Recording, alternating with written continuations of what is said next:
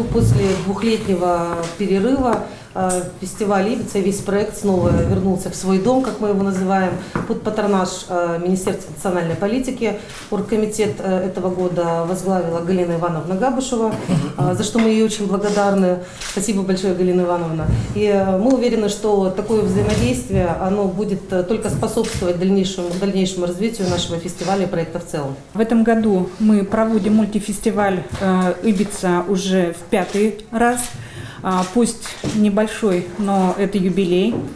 Отмечу, что с самого начала проект проходит при поддержке правительства Республики Коми, в частности, при поддержке Министерства национальной политики.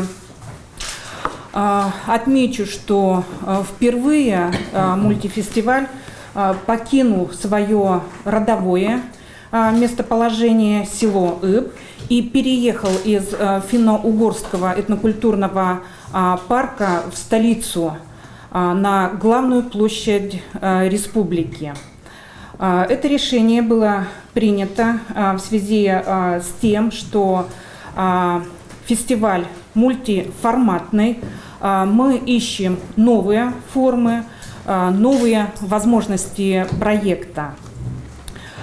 Мультифестиваль вновь подарит нам не просто приятный отдых, но и новые знания об истории Коми-края, культуре народов, в первую очередь Коми и русской.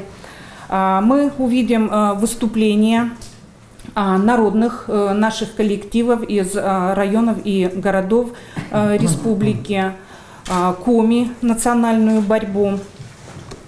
Нам сегодня, дорогие коллеги, откроют тайны древнего зеркала, которое направило организаторов на создание новой, я бы сказала, неожиданной концепции самого праздника.